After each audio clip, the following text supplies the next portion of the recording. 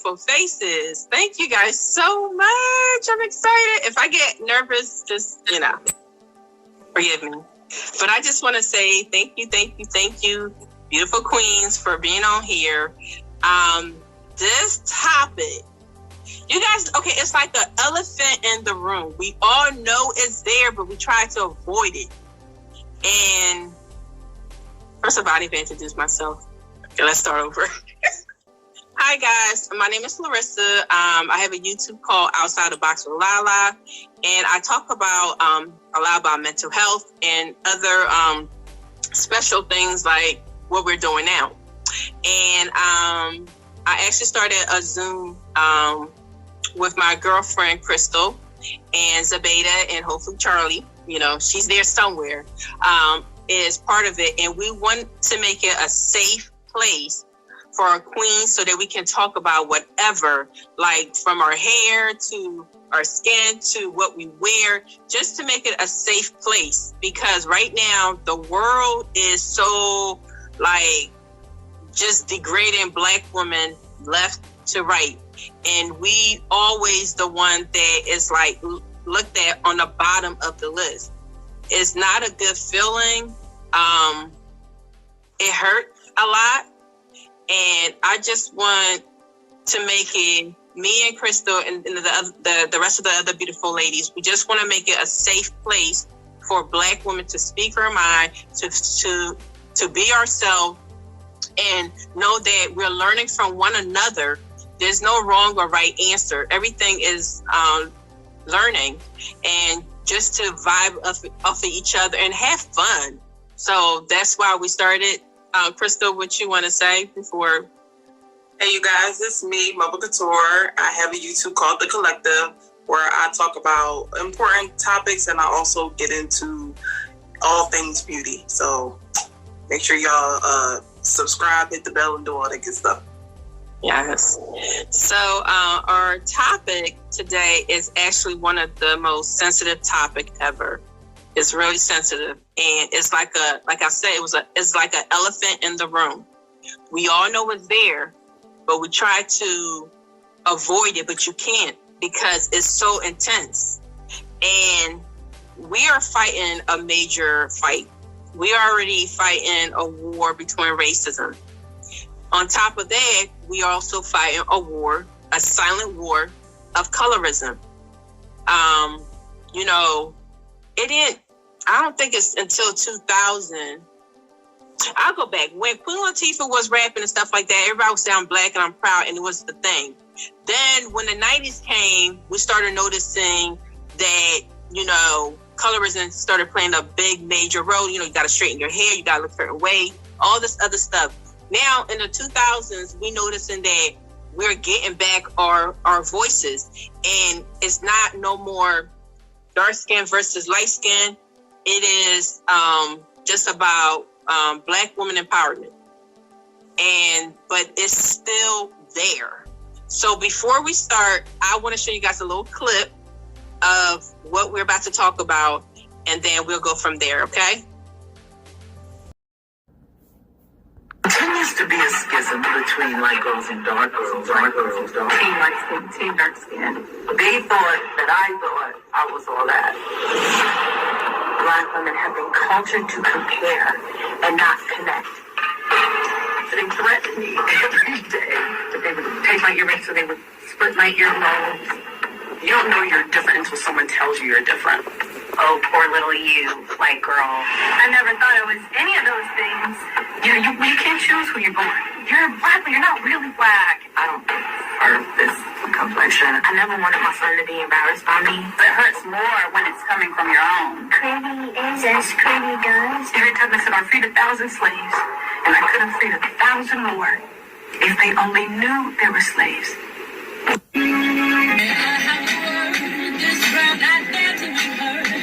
Black is just as black as yours is, just as black as yours is. I've been to the light while the fire's been light. My dream is just as burned as yours is, just as burned as yours is. You think you're all alone, standing with the silence. You think you're all alone, but your sun is not mine, and I'm just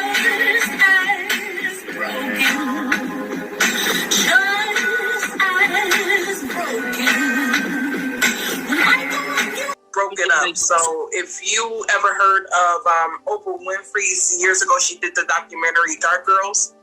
And then later on, she did a documentary called Light Girls. But Larissa did one with Dark Girls, but she never knew that there was one called Light Girls. So that was the intro to that Light Girls video 2 years ago. But now here we are.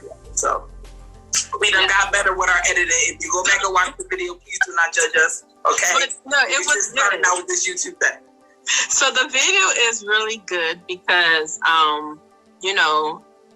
oh goodness, hold on. I'm gonna let you talk a little bit, but I'm gonna put Charlie can't get on.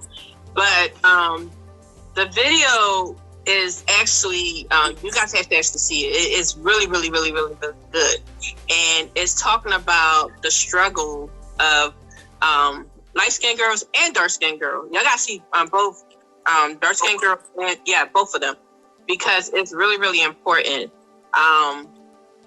We're always competing.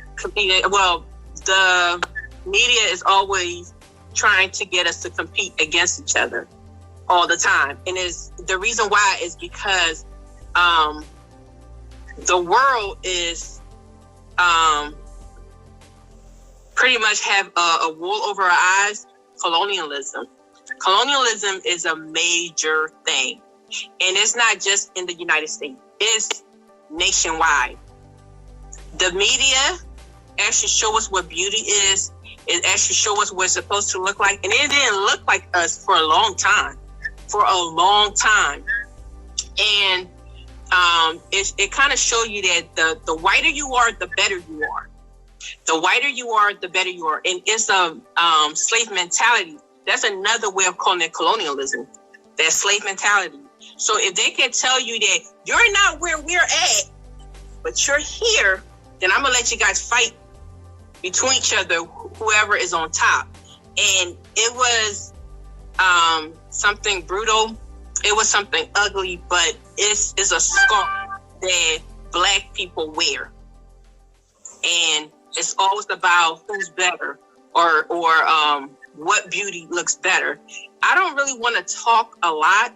I actually want you guys to talk because I want to learn from you guys. I want to learn from your experience. I want to know, how you guys feel. And I actually have a couple questions. I think I'm gonna read it up because I want people to talk on air. You hear me? So I'm gonna read the questions to you guys. You have the question too, right, Crystal? I do. I have that. Okay. So anybody can talk. Please just let me know. Just read like. You want to start out with the questions first? I'm gonna start out with the questions. I'm gonna start out with the questions. So it's 10 questions. Anybody can answer. Please just let me know. The first question is: what is the difference between between colorism and preference? What is the difference between colorism and preference? And this is about dating. We're talking about dating now. So anybody want to speak on that? Don't raise your hands all at once, right? Come off you. Okay, can I? You guys want me to start? I'm gonna break the ice. So, to me, colorism is that I don't like nothing that look like me. Because I don't like nothing that look like me, I'd rather want to date outside my race or get something that's, that I think is better than what I look like. And preference is, you're not dating this person because of the color of their skin, but you're dating this person because, it could be trying to, learn something new, learn from each other, and grow from each other. That's how I look at colorism and preference, because I'm not going to hate who I am or whatever they created me. And because of that, I would never put down another race. Another gender, like another man or another woman that's that look like something that I look like. Do anybody have a experience? Let me jump in real quick. I was going to say that's exactly where the divide between colorism and preference stops. Is everybody has a preference, but once you have to put down another group to uplift your preference, that's when it becomes colorism. And I'm just going to dare say it, Black men put a lot of these preferences / colorisms on Black women. And again, ladies, this is a safe space, so go ahead and talk about it, because I'm going to talk about it. Black men will constantly, just like that one TikTok video that went viral a while ago, and he asked, the white girlfriend asked her Black boyfriend, why don't you date why do you date white girls? She said, why do you date white girls? And his first response was, because Black women don't. She never mentioned anything about Black women, but here you come, loud and wrong. That is no longer a preference. That is, like you said, the slave mentality where they got you thinking that white is right. So that's my little spiel. But anybody else want to jump in? Please jump in. I think sorry, go ahead. To piggyback off of both what Crystal and Larissa said, I agree 100%. For me, preference is, I don't feel like there can be a preference when it comes to skin color. I feel like it's your own internal battle. But for me, colorism is, again, when you prefer or you deem, something that's lighter as better. I don't know how many times I've been somewhere, maybe a group of friends, and I'm usually the darkest one. And, they'll be like, oh, you're pretty for a dark-skinned girl or woman. I'm just like, but what does that mean? So are you implying that dark-skinned women, in general are not beautiful? And I just so happen to be the exception. So I see that a lot. Colorism plays into a battle of Black people because, again, it's like a crab in a barrel mentality where it's just like, oh, only one can, or only a certain group can exceed. So it's just like, oh, we have to find more ways to put each other down. And colorism has been at the forefront of it, where it's just like, especially in beauty, it's just recently where we're seeing ourselves reflected and deemed beautiful. So again, just going with the two, preference to me is, maybe height, or maybe, ethnicity as a whole. But if you say, oh, I prefer dark-skinned men, or I prefer light-skinned men, I feel like there's a deeper trauma there that also needs to be discussed. I don't really think that's a preference. That's my own thing. I want to jump in and piggyback off of what you said. So I have 3 short points. One, you mentioned something about, I just lost my train of thought. Darn it. You mentioned having a preference. So a lot of times, in my experience from talking to people, or even like from the media, or like even a lot of things, the preference or colorism sometimes comes from an experience, right? So they had a bad experience with a dark-skinned girl. They had a bad experience with a dark-skinned guy. They had a bad experience with an Asian person, like whatever the category is. It could come from preference, or it could just come from, like you said, the media and society feeding us these false or faux ideas of what perfection or beauty are. And then you mentioned when people say, oh, you're pretty for a dark-skinned girl. To me, that has the same weight as saying you're smart for a Black person. Assuming or implying, one, that microaggression, and two, that, well, what's the standard? Like, why you have to add in to be a Black girl, to be a whatever? So that's damaging in itself. And then I wanted to pose a question on top of Larissa's question. Is colorism only seeing the lighter side as beauty? So if you prefer or you favor or you're biased towards darker people and you prefer not to associate or not to deal with or date light-skinned people, is that still colorism? To me, yes. But I will say, I guess it would depend on the group. I found that Black men who have those types of preferences tend to like lighter women. I do know some men that do like darker, but they never in the process put down another light skin. What you see what I'm saying? So that's where it's blended. It's always the ones who prefer the lighter ones who, I don't do darkies. Chris Brown. Oh my God, if I ever meet him, boils my blood. He said that I don't do darkies. Yes, he did. That's so disrespectful. Like, okay, if you want to date somebody that's yellow like you, that's fine. But you didn't have to go out of your way to disrespect and talk down upon. He has kicked dark-skinned girls out of VIP. You know what I mean? Whole 9 yards. You going too far. That's no longer a preference. That's hate. So, I was gonna say that that colonialism way of thinking is embedded in our Black race. Even I'm African, and you don't have to be African American to that slave mentality is across the entire world. So if they're always showing images of white women, and they're always showing the blue eyes, silky hair, and all this other stuff, and even in jobs, you guys forget that. I don't know if you guys remember or you guys even know it, but they passed the Queen. What's it called? The Crown? The Crown. With the hair. What is it called? The Crown something. The Crown Act. Crown Act. Oh, the Crown Act. Yes.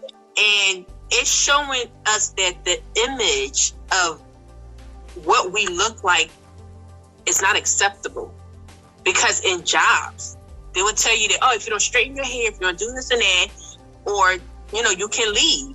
That's a real thing.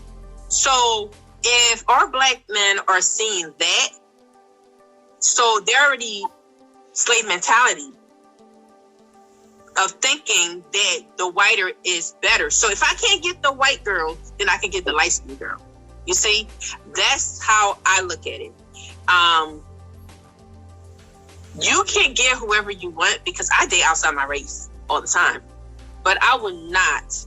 Are you kidding me? My dad is a king in my eyes. Okay. And I cannot, and my brothers, so I cannot degrade my race because I have a preference. So some of our people, they degraded who they are. You forgot you got a mom. You got a grandma. You know what I mean? And a granddad or a father, and you're degrading who you are. You're degrading your whole image because you have the slave mentality, the colonialism way of thinking. That's how I look at it. And there's another layer to that, though. When you think about the Kim Kardashians and every girl that Chris Brown has dated except Rihanna, like if you and all of these women who are culture vultures and are attempting to look like us, society says that when they do it, it's trendy, it's edgy, it's fashion, it's the new thing. But when we continue to do and live how we've been living, whether it be our hair, our body features, our figures, the way we talk, our jargon, any of that, it's deemed as ghetto or unacceptable. So they're on top of like the white standard of beauty. For me, there's another layer of like, oh, okay, this white standard of beauty exists. And now there's this culture vulture layer that exists, because things are not acceptable until a white person does it, or someone of lighter skin does it. European background does it. So for me, it's not just within our own, our own network. There's just layers to it. I like that term, culture vulture. Black men don't want Black women, but they'll date a white woman who acts Black. I don't get it. And I will say that a lot of times, a majority of the times, the white women who feel like they can go on and, you can't gatekeep that, and I can wear box braids, and I can have the long lashes and the acrylics and talk with the AAVE, the vernacular and everything. That's just because they're empowered by the Black man they allow them to do that. You You will never catch, if I ever dated, I've never dated a white man, but if I ever dated a white man, you will never, ever, ever, ever catch me letting him put down his own people. But black men allow white women to do that. I was about to say something else. It could be my little iced tea I'm drinking, but I feel like that black men want to be white men. They want the white women. They want to feel like they want to, and so they release all this power, and it's putting us down and degrading us and disrespecting us in the process. Yeah, I'm gonna go to the next question, but ladies, yes, we learn from one another. The second question is who guys kind of answered this, but I said who benefit from who benefit from colorism, and what is colorism? Do you guys know exactly what is colorism, like the definition behind colorism?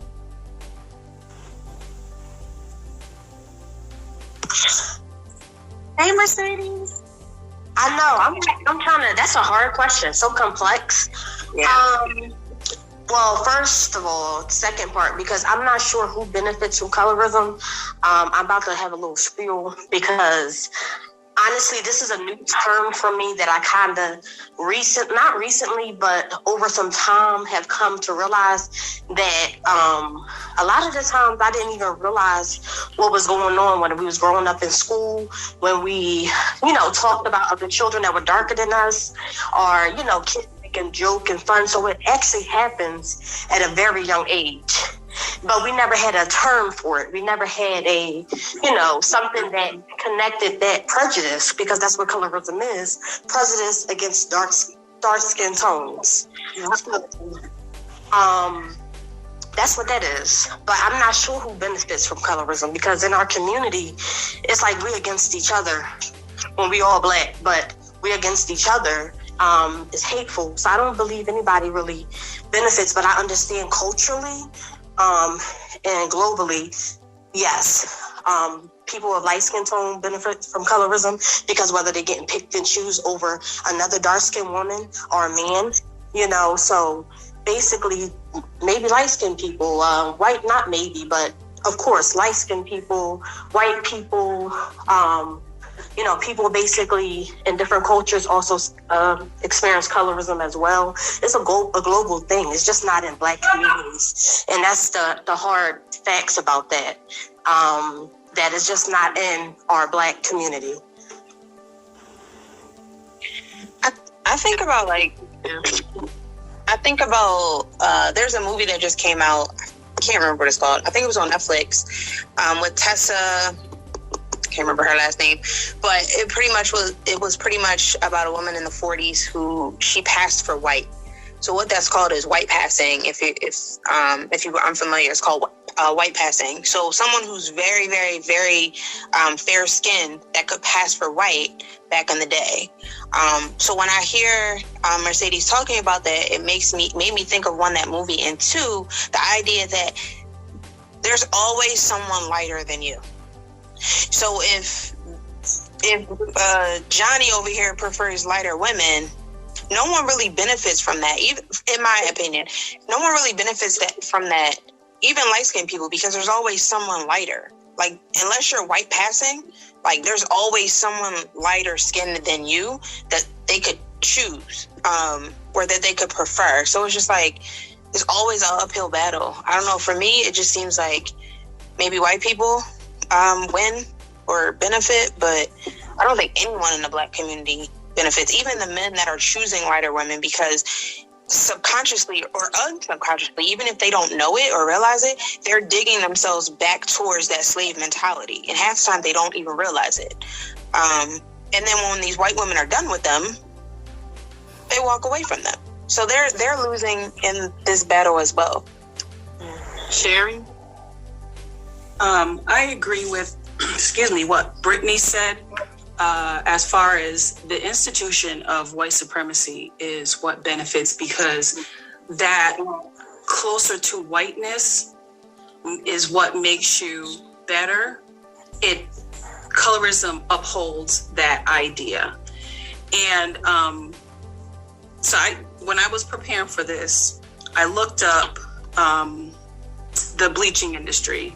And like Larissa said and someone else said, this is a global issue, and I'm going to keep it black. But I just wanted to say that it's, according to CNN, it's an $8 billion industry. Well, it was an $8 billion industry in 2020. And we all know that there are... Sherry, I think your thing cutting off a little bit. Can you guys hear me? Yes. Is that better? Yes. Okay. So in 2020, skin bleaching was an $8 billion industry or economy. And we all know that there are health concerns tied to bleaching your skin. In addition to that, and someone mentioned this, it's a self-hate if you want to bleach your skin. You know, I believe in God. I believe in the Creator. He made us the way that He wanted us. So no one is a mistake. And, oh God, there's so much I want to say.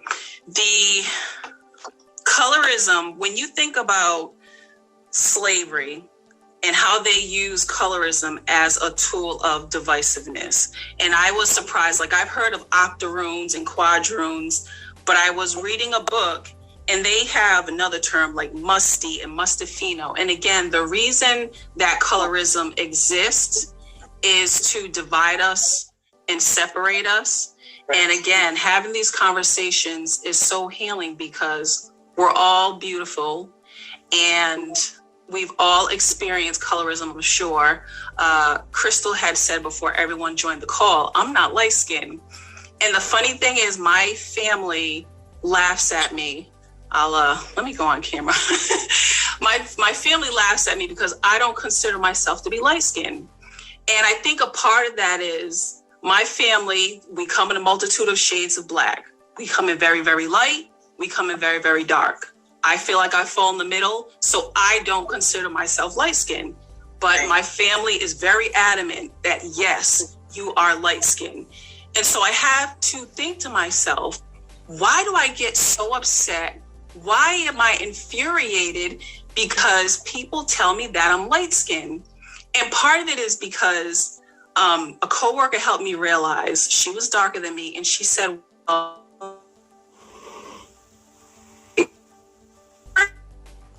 immature, you breaking up. Yes, just a little bit. I am so sorry. Is that better? Yes. A coworker of mine had told me that I benefit from light skin privilege. I had never heard that before.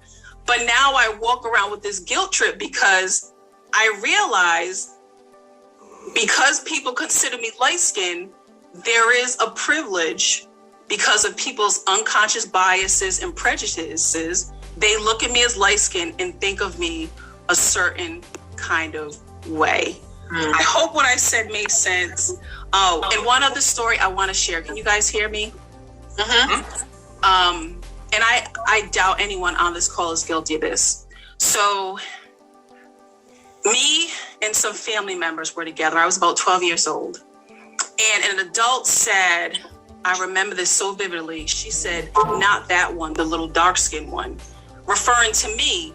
And the way that she said it, it was like, it was very nasty. It was very ugly. And just adults, you never know how what you're going to say is going to impact a kid. And I just carried that with me for the rest of my life. And I think that might be why I'm so like, no, I'm not light skinned, I'm dark skinned, because she was saying it like it was an ugly thing. And I was like, no, being dark skinned or the little dark one or whatever, it's not a bad thing. And my grandmother, God rest her soul, she's very, very dark skinned. And I remember she asked me one day, what color are you? And I said, brown. And she said, no, you're black. I said, no, I'm brown. She said, no, you're black. So my family was very, pro-black and just making sure that I was black and I was proud. But I hope that makes sense. Yeah. Thank you for listening and letting me get that out. Sherry, anytime. I love when you talk. I told you that. But I was going to say that, I don't know if you guys, I'm so sorry, but I just want to say, I don't know if you guys heard of the paper brown bag. The brown paper bag, thank you. it's been out for a while. And this, again, slave mentality, colonialism. If you are darker than darker than a brown paper bag, you can't pass, or I don't know how it wasn't acceptable. It wasn't acceptable. They used to put that, like, they used to hang it on top, like, like you couldn't go into places if you were darker than that brown paper bag. Different places, they used to hang it up, and thank you, Crystal. Yes, they used to hang it up, and it was a thing. It was a real thing. And again, the colonialism way of thinking is to brainwashing the people of color to make them feel like less than, and when you look at your certain people's family, it's embedded in them. When we was watching Light Skin Girl, I remember that it was a survival. Like, you have to survive. The reason why some parents or some family members do not accept darker tone family member is because it's more of a survival. I might just see my cousin lunch in a tree somewhere, so I can't show that I'm a part of him or a part of them, And now when we looking at it now, it's embedded in us. So they still have that same slave mentality, and believe it or not, if they don't realize it, you're saying that white is better. You're not saying it, but you're actually saying it. But if you're brainwashed, you don't know. Somebody, Regina? Sharon's next. Yeah. Okay. Sharon, okay. Krista, can you keep in touch with who raised their hand? We're gonna go with Sharon, and then we're gonna go with Regina. Don't know Sharon. Okay. Hello, ladies. I'm sitting here listening, and believe it or not, I have on both ends of the spectrum. Both. They say I'm light bright, damn near white. I've heard that all my life. My grandfather was so light, he passed as a white man. I have had black people dislike me because of my color. I have had white people dislike me because of my color. As far as I was concerned, I never had a problem. I was fine. It was everybody else. I have never dated out of my race, but I have had men tell me they won't talk to me or date me because I'm light-skinned and we're stuck up. It's just amazing. I mean, amazing that this was when I was a little girl. Even now, till I'm 63, I have women look at me like I'm crazy because I'm light-skinned. I used to bleach my hair blonde just because that was the color I wanted. I had white women tell me they thought I was white because my hair was blonde. My own daughter told me she thought that was my natural color. So that lets you know how long I did it. Whatever. But the problem with this is everybody has a problem, no matter what. I can be the most down-to-earth person there is in the world. Somebody is going to dislike me just because of my complexion. Now, grant you, I did do what was it I did, Crystal? The ancestry DNA. Right. When I did it, my ancestry came back more than 51% European.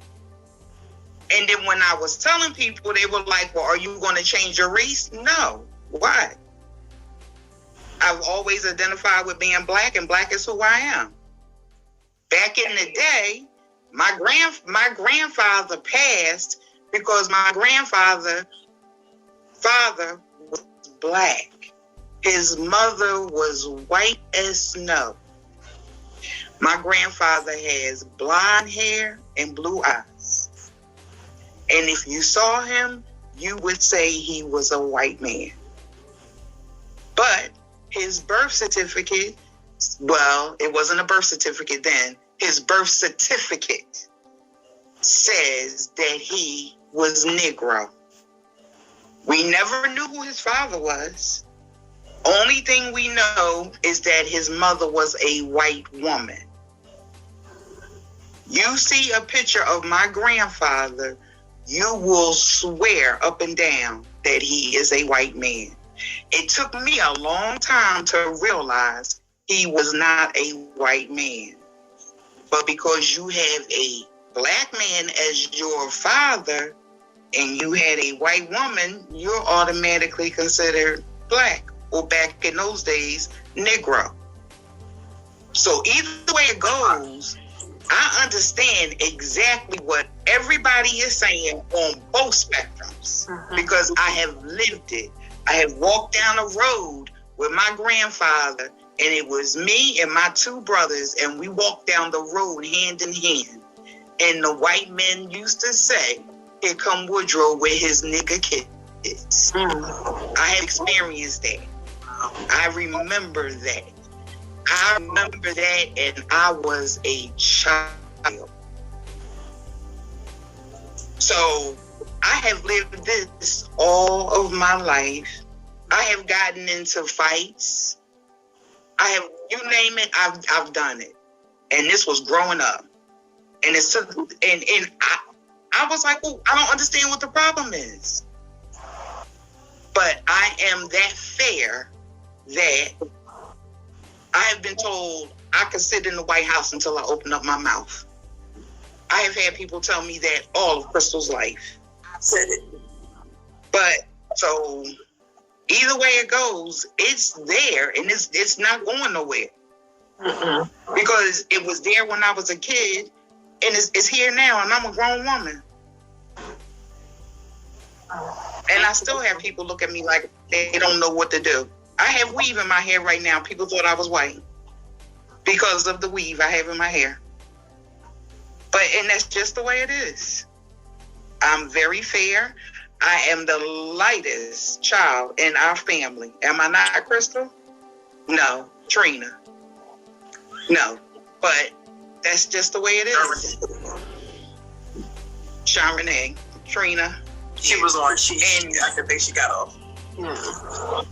And we have our family line, our genes are just that strong that we just are just that way. Whoever our children's fathers are, they don't have a chance in nothing. And you couldn't tell me that even I had it, because even when I was pregnant with Crystal, you couldn't tell me I wasn't going to have this little yellow baby. Lo and behold. And maybe y'all, I got some color. Refuses to believe that she's light skinned. I don't, because I feel like I had the same experience. She's right, she got color. I had the same experience that Sherry did. I had family members, because on my mom's side of the family, I'm one of the darkest on my mom's side. I had family members tell me that I was the chocolate baby of the family. And because everybody is so much lighter than me, I never looked at myself as light-skinned. I never did. I might joke around and say I got light-skinned tendencies, like I bruise real easily, like stuff like that. But I don't view myself, because I had the same experience that Sherry had. And a lot of people never talk about the middle. You're either really, I'm too light to be dark and I'm too dark to be light, if that makes sense. So a lot of people, in talking about colorism, we don't talk about us that's stuck in the middle. That never really gets talked about either. Well, that's part of colorism. It is a part of colorism. And unfortunately, it's three shades: light, middle, and dark. And nobody wants to accept all three. But Jeannie, if you want to jump in, thank you, Mom, for your input. Yes, thank you, Mom.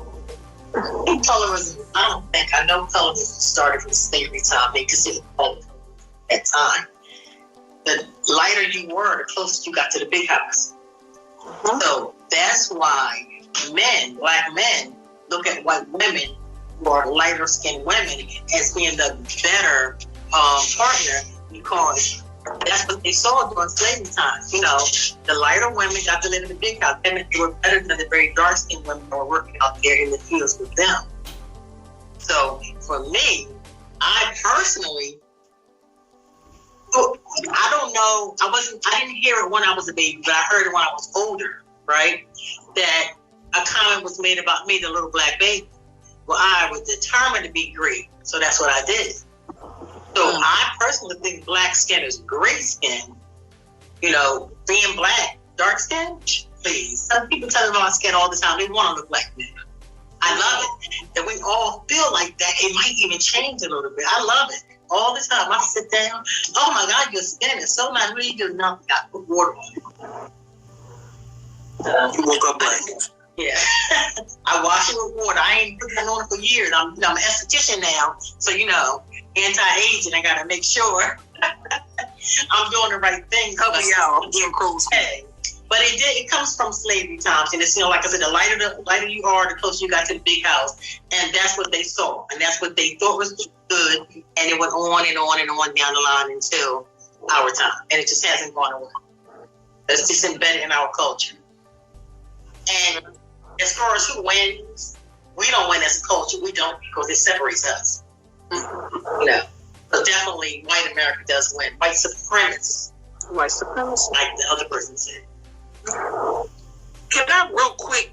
I think that there are so many people, and I'm not trying to particularly point out darker, but people who like Jeannie said that, you know, the black men want the white women or closest to it because they were the one in the house. And there is this, not trying to take away from any darker skins experience or anything, but everybody on the darker end, you know, there is a lighter privilege, yes, but people don't see past that point. So yes, the lighter ones were in the house, but y'all think they was just sitting down with master drinking the lemonade that day? Right. You know, they would get raped, they would get beat. Nobody never talks about that part. Like, there is, just because there is a white privilege doesn't mean that a light-skinned privilege doesn't mean that there is not also a light-skinned struggle. And that's why when we originally did this documentary, Larissa never knew about that. The documentary Light Girls came out, and she said when she watched it, she cried. You know, yes, there are people back in those times were white passing, but that was to save their lives. That was to save the lives of themselves. That was to save the lives of their children. Mm-hmm. You know, nobody talks about that. They just think, oh yeah, well, I'm going to get in the club with Chris Brown. Okay, I'm going to be in the house with Master making lemonade. No, that's why it's so many of us who are so many shades, because we got mixed in and blended in and all that other stuff. But okay, I'm going to let Sherry answer, and somebody else. Who else raised their hand? Sherry and who else? And for Jason. Okay, after y'all answer this, I'm gonna go to the next question. But yes, go ahead, Sherry. I was actually gonna make the same point that Crystal did, based on what Regina said, and also Sharon, as far as making it to the big house and experiencing, you know, both good and bad. And we don't talk about it, and maybe this could be another topic for another day. But to Crystal's point, if you made it to the big house, you were getting raped, you were getting beat by the master's wife, because there was that animosity, right? Because my husband is raping this slave, having these children. So it just was a very disgusting situation to be in. And again, we don't talk about it. And not to take away from the field work, because we know it was harsh conditions in the field. But again, just to Crystal's point, in the house, the women had it just as bad from both the master and the wife. Yep. Brittany, I saw what you said. Yep. Michael Mack said, field nigga and house nigga. Sorry, just putting it out there. I saw it. Okay, we'll go back to Jeannie. Yeah. Jason, you know what? I want to just add real quick though. I think as far as just talking about colorism itself, I think that's why our men look at light skin and dark skin. I do believe that if you were in the house, it wasn't a happy thing. That wasn't a good trip. Yeah. One thing I want to talk about, when you guys were talking about like, the middle, like it's like I'm too dark for light skin, but I'm not dark enough to be darkened. Like I would consider myself a brown people. Like people don't. I feel like that should be something that's also like. I think all shades of black should be recognized. So you can be light skin, brown skin, dark skin. That's the middle part that people don't recognize. That's like we should start opening up about and talking like, hey, we all come from shades, and that's okay. Yeah, true. I also want to say that you guys have to remember that back in the day, during slavery, the master, the white man used to have sex with the slave because it raised the price of the lighter slave up high. So if you're betting and your master wants to bet on you and to get more money, he's going to sleep with the darker slave to get a biracial baby because the biracial baby is a higher price and value. So just want to put that out there. I'm going to go to the next question. I'm doing so good. You guys actually answered number 5. Is there such thing as a light skin or dark skin privilege? Which you guys kind of already said it. The next one is okay. This one I actually want. Okay, how does colorism affect people in specific locations such as the United States, Africa, Caribbean, Island, and South Asia? Because we need to talk about that. Like you said, it's not just the African American. How does it affect Africans? How does it affect the Caribbean? Caribbean islands. How does it affect people in South Asia, like the darker locations? Do anybody want to speak on that? I promise I'll be brief. Because when you mentioned Southeast Asia, actually in the CNN report that I was looking up, it said that they're actually like the highest spender when it comes to bleaching cream, which I was surprised. I had no idea. And I won't speak too much about it because that's not my culture, but I know in like the Hispanic culture, they actually have like a phrase, which is like whiten the race, because that makes the race better. And intertwined with that is the whole texturism thing. So you're absolutely right. It's not just something that we suffer with here in the United States, but it is global. Okay. Do any of my African people want to speak, or should I speak? Well, my name is Nina. I'm Larissa's sister. I am actually giving the babies a bath, so I'm not gonna turn on my camera. But go ahead. In the African culture, they see you as better when you're lighter, or you get more privilege, you get treated better, and that's why a lot of them do bleach. That's why I was so surprised when you said that Southeast Asia? That's the highest. I'm shocked because I thought it was the Africans, to be honest, because they bleach. A lot of them bleach, and they find that there's privilege in being lighter. That's it.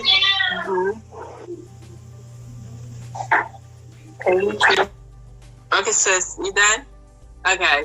So I was gonna say that being African and stuff like that, that's why I say that colonialism way of thinking is not just in the United States; it's across board. And when they're looking at the media and stuff like that, a lot of times they don't see nobody that look like themselves.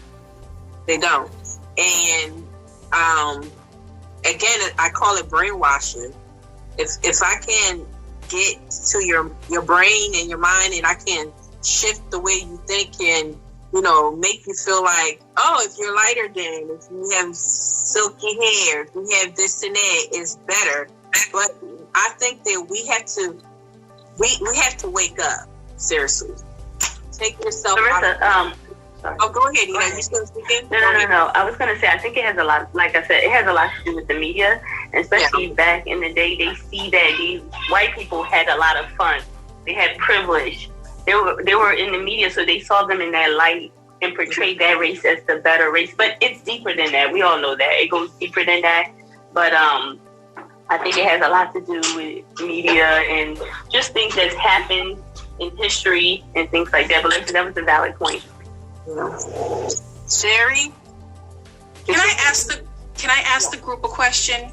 Yes. So you all, those of you that know me know that I like to write children's books. And so my first children's book was inspired by my son, and the character has a big, huge afro, and he's brown skinned. And so I was working on translating the book, and she didn't mean any harm, but the person that was helping me translate the book, she was like, well, why don't you write your next book and make it a racially ambiguous character? And I'm like, I'm not gonna do that. These books are inspired by my kids. But I'm like, why does that matter? Like, I feel like I should have been offended. So am I like being super sensitive? Like, that's a thing. It's a thing. No, because you lucky the filter is there from brain to mouth. Because who you talking to, ma'am? So that's weird, right? Like, yes, Cherry. But you gotta understand this. Even in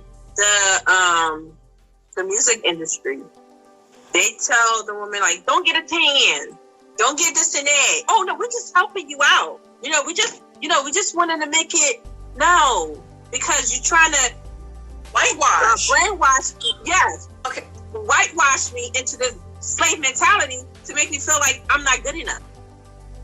And I'm glad that you told the person no. Like, what do you think this is? And we're in 2022, and you really think that this is like that was a good idea?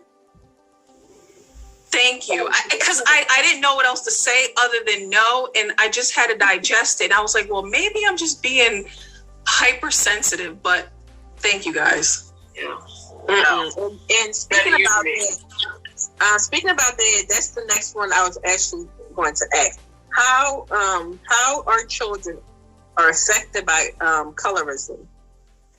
How are our children affected by colorism? Because our children are affected by colorism. Like Krista mom just said that in their family, is a division. Krista actually has to say that they call her the darker child. So how are our child? Because something you say, Miss Sherry, what you say? No, Krista mom, she said something about when she was younger.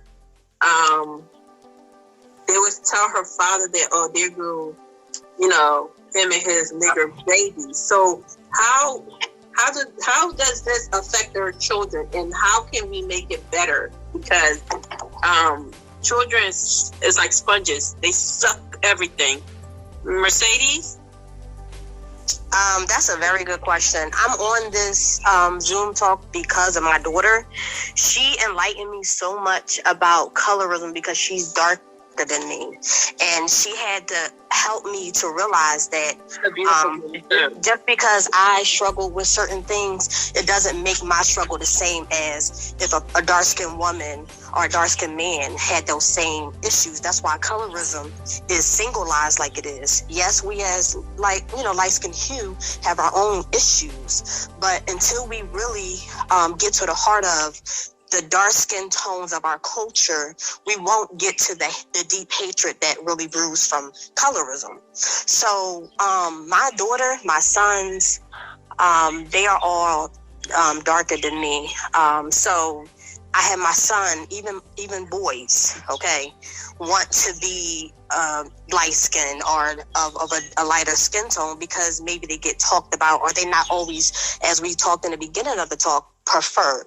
So it affects children even to the day. Even when I was younger, I didn't have a name for it. When other children would be talked about, like, oh, you dark as the street, and all these other things. And, we as kids, we would laugh, and we thought it was funny. Or if somebody said, oh, I like you because you light skinned. I don't like your friend like that because she dark skinned.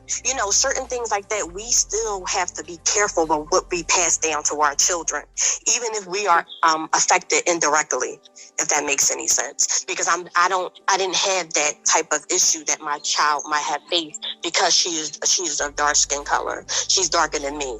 I had people thinking I'm biracial. Like, are you mixed? Are you all that? And I'm like, no, I'm not. And my daughter had to tell me, like, Mom, just because you face that doesn't mean that was colorism. That was just some prejudice or, people's ignorance about what Black culture really is. And we are all mixed with all different types of things, as we said earlier. So when we get back to the root of it, it's very, it's generational. We pass that stuff down to our kids and without even knowing it. Yeah. With statements like, no shade, Crystal, with statements like, light skin tendencies. Yeah, like that's, indirectly, we can say that around our children that are dark skinned that may not have light skin tendencies. What they got then? You know what I mean? So we have to be careful about our statements. We got to be careful about what we say, because we don't never know how it may affect our nieces, our nephews, or, our children, or, anybody of our culture, because it's embedded in what we see. Rap videos, acting, in the movies, all that stuff is just being brainwashed into our children. So when we're home behind closed doors, just like what Sherry's doing with her books, like we need to make sure we are, encouraging our children about who they are and loving every different skin tone of who they are, because it's getting passed down. We just got a name for it now. Yeah. Anybody else that have kids? Before I go to the next question, because I'm talking about dating next. So, all right. So, dating wise, I want to comment on that real quick. Yeah, go ahead, Dan. Question. I think as far as our kids, I think colorism, racism is all around us. It's embedded in microaggressions. They encounter it when they watch TV, when they go to school, from little, comments from their playmates or from teachers and stuff like that. But I think it definitely, I'm not going to say the majority of it, but a lot of it even comes from self-hate. It comes from our own household. I remember when, I don't have any kids, but I had a cousin who, I would say she's brown skin, so she's like in between. She's not dark skin or light skin, but she had a biracial sister. Her sister was half Puerto Rican and half Black, and for some reason, I guess because it's self-hate, like her grandma will always only want to pick up her light-skinned sister, her biracial sister, and it affected her so bad to the point where she started to get depressed about it. Like, she even asked me one day, she was like, why grandma doesn't love me the way that she loves, my sister. She was like, is it because I'm ugly?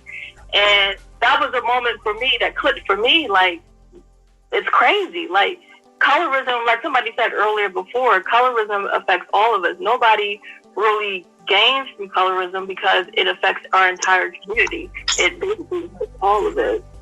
So, I don't know, just like I said, it definitely comes from within as well. It starts with self-hate, and I think like the only way to change it is just to change the way we see ourselves. But, yeah. Thanks, Jasmine. Miss Sharon?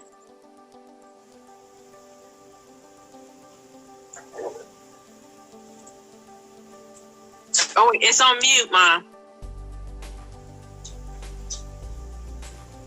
Click the Okay. I've been a nurse for 36 years.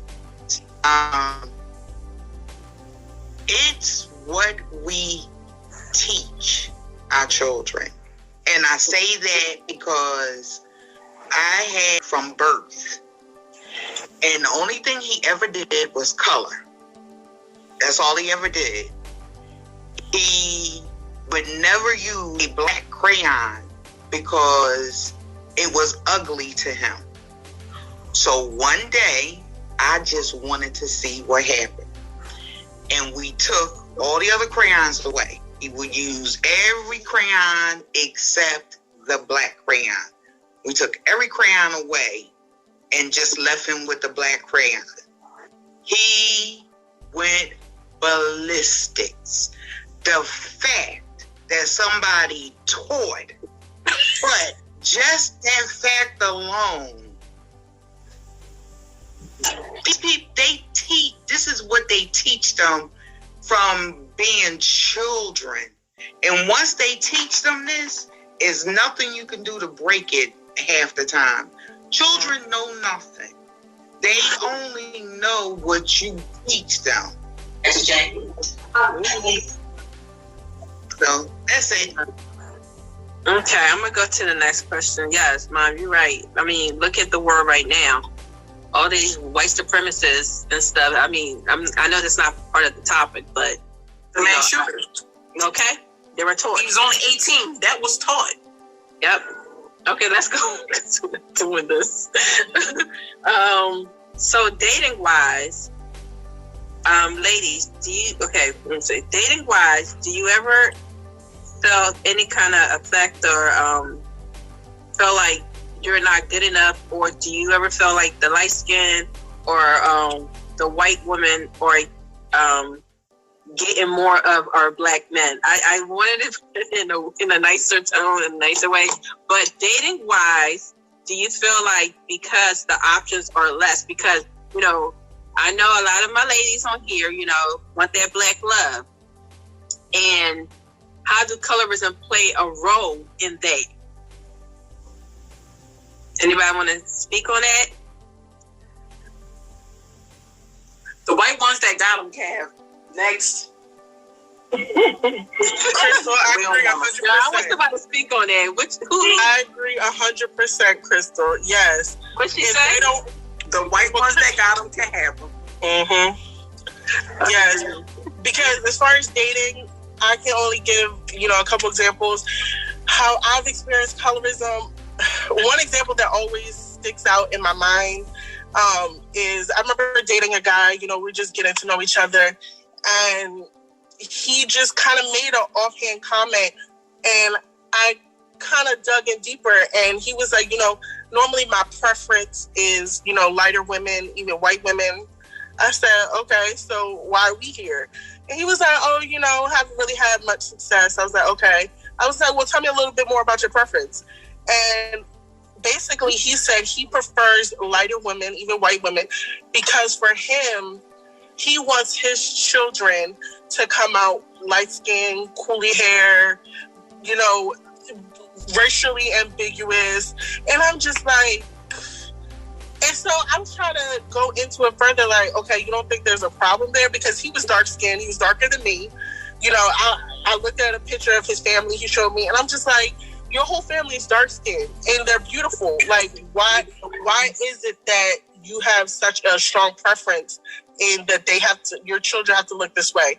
And he basically told me the way he grew up, the way he was teased about being dark-skinned, he didn't want that for his children. And to a degree, I got it, because I was just like, that's where a lot of this stems from.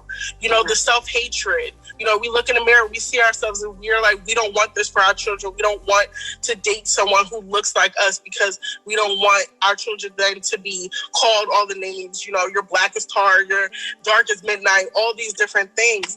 But, it's a deeper conversation, because I'm just like, you have to love on your children regardless however they look. And the fact that you're simply dating just because you want your child to come out fair-skinned, a certain sort of look, you want them to look exotic, whatever you want to call it, it just is really what has never left me.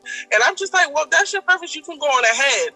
But it kind of sucks, because I do like black love. I do want a black man, but it's harder to find them who, love themselves enough and are not just looking at, okay, she has nice hair, she's this tone, she's in the right shade, I can get with that. Like, it has been hard. So that's my piece on it. Thank you. Jasmine? I just want to piggyback off of what she said, because that seriously just reminded me of something that I had forgotten up until this point. I remember when I was younger, I was probably like a teenager or something like that, and my older cousin, he was like in his 20s, we were talking one day, and I don't know how the conversation started or how we even got into it, but I guess we were talking about his girlfriends or something like that, and maybe I suggested somebody to him. And he was like, no. He's like, no, he didn't even go light skin. He said, I want to have a baby by a white woman because I want my daughter to be pretty. And when I tell you that hit me in the gut, like it stabbed me in the heart. It was like, you don't realize that your mom is black. You don't realize that all your aunties are black. I'm black. So you're basically sitting here saying that we're not pretty. And it baffles me when going back to the Chris Brown situation and, you know, just thinking about all, just in general, black men in general that prefer light-skinned women. It's the majority of them. It baffles me that they don't even have the mindset to sit and think and say, like, when I say these things, when I say, oh, this is my preference, which is basically discriminating against a whole, you know, group of people because they're a certain shade. When I say these things, it baffles me that they don't even stop and think about their sisters, their mothers, their aunties, like their grandmas. Like you're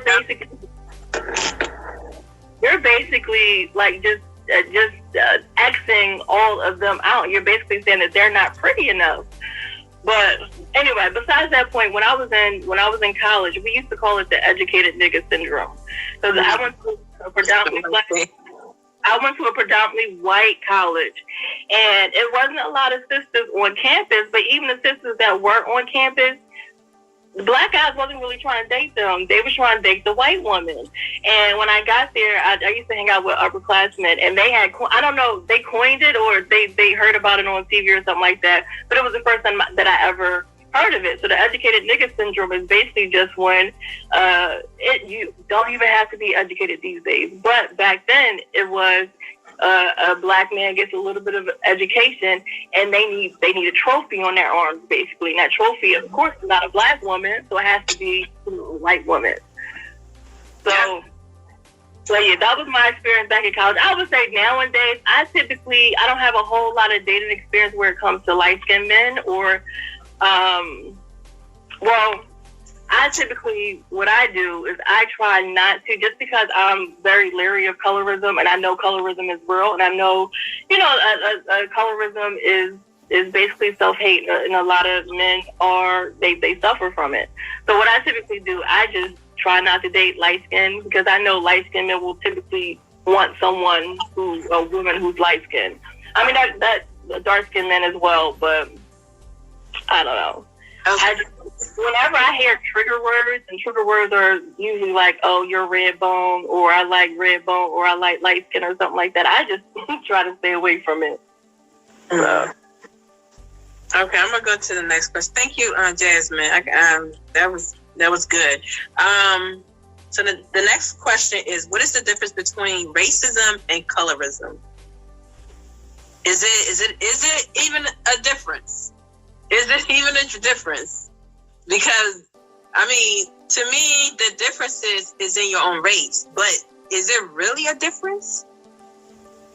I think the difference between racism, like, I'm just going to make this really broad in general. So when white people will say, like, oh, black people are racist against us, we can't be.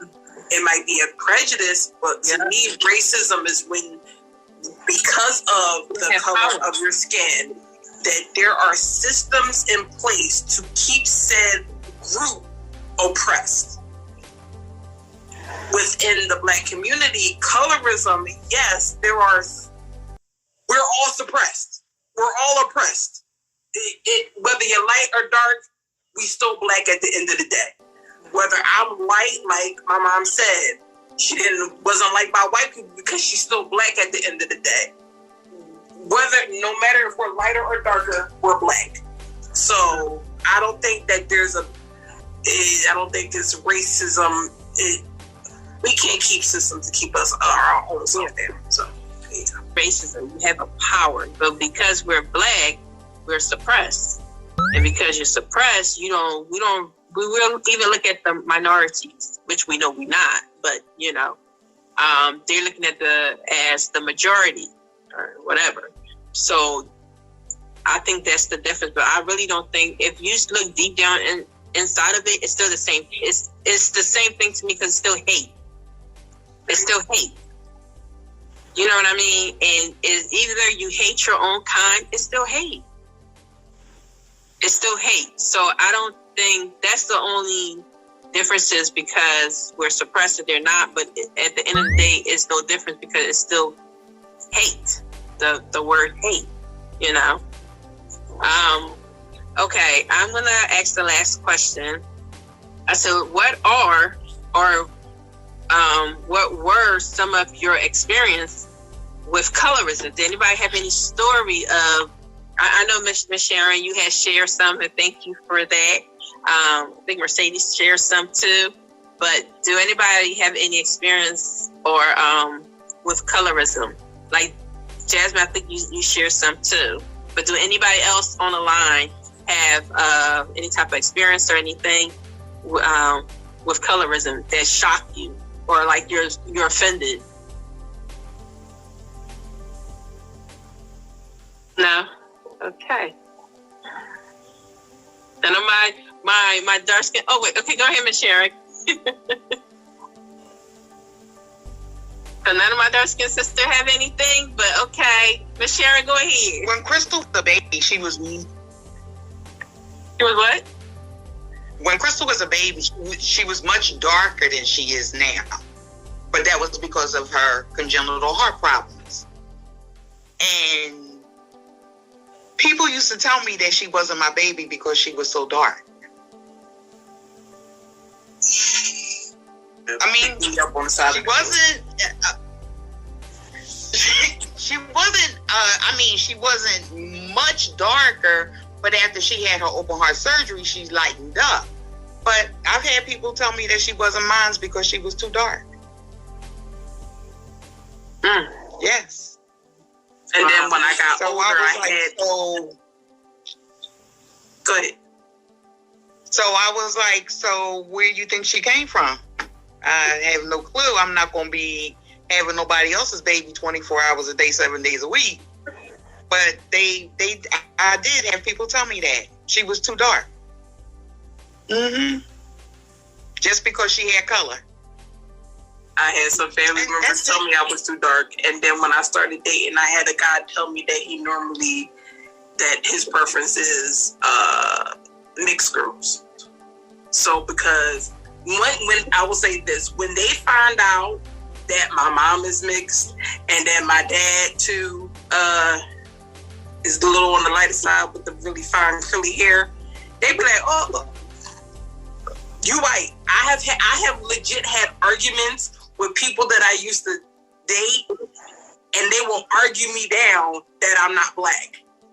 How you gonna tell me what I am? May not be as black as you or as far as skin color, but you can't take away my race. Like, not race, my ethnicity. I'm black at the end of the day. I identify as black. If I walked into a room full of white people, they're not going to say they're going to that mixed girl. No, they're going to be like, they're going to that black girl. I'm black, period. Go ahead. Okay, Regina? So I had a couple incidents because I was of the darker skin, just black, period, as a nurse. So I had a patient who didn't want me to use my black stethoscope on her. And she screamed and yelled. Of course, she was extra white and very, very old. And it was probably something she learned. So, of course, she got the black stethoscope. But, that was an instance for me. And I'm trying to think of another one. I had a patient who was severely obese, heard my voice on the phone as a home care nurse, and didn't want me to come out to see them. And I knew why. And, I could have been like, let me just call the office and have someone else come out to see you. What I said was, tomorrow you're going to still be sick and I'm still a nurse and you're not going to have a nurse. And I'm going. That's right. We'll still be black. That part. So I have some of myself. Well, I mean, it's so crazy because I think I was telling Krista, like, I never deal with colorism because I date outside my race. And I didn't care if the black guys didn't look at me. I didn't care somebody looking at me. Okay. So I was very open, but I would definitely say that when I was in high school, Ms. Sharon, you say something. I had a bad experience with a black guy that I was dating. And it did scar me a little, because when you were talking, I was like, I didn't think about it like that. It did scar me a little, and I think it did shift my preference a little bit. I date all kinds, but I would definitely say that I'd rather date not a white man. I mean, I'm not saying it like that. Ain't nothing wrong with that. We're waiting. But I date different ethnicity. And my girlfriends, the ones that know me, y'all know I do. And I noticed that I guess it's not about, see, me, it's about how you treat me. Okay? If I'm not seeing, you ain't treat me like a queen, you ain't treat me in like the things that I like, then I'm not going to give you a chance or a date. I just keep it moving. And I feel like, especially, us queen on the line, it's okay to date outside your race. It's okay to try new things because everything is not for everybody, but at least have an open mind. And so that if that don't work, then try this. If this don't work, then try this. But just know that we are beautiful and somebody out there want us. So don't let the colonialism way of thinking of, oh, you're not good enough, or you're not doing this and that. It got nothing to do with you. That's dumb. See, I have to take myself outside the world. Like I went through a lot, so I don't think like the world because I know that somebody out there is looking, believe it or not. And because I have an open mind like that, I don't deal with colorism dating wise because I don't have one preference. I date all kinds, so that it's all about not because I want a baby and a light-skinned baby or this and that. I date whoever makes me feel good. I date whoever is, you know what I mean? Because at one point in my life, I didn't want no biz. And I was still dating outside my race and, enjoying myself. And I just want you ladies to know that colorism is out there, but let's not also have this slave mentality and thinking that we're not good enough, we're not this and that. And the last thing I am going to say is you guys need to look up something called the Eve genes, because the Eve genes will tell you who we are as Black women. Okay, without us, there wouldn't even be no race. I think I say that so many times on my thing, but look who you are, because the melanin in us is so amazing. It's so incredible. And scientists know this. Doctors know this. And no other race has it but us.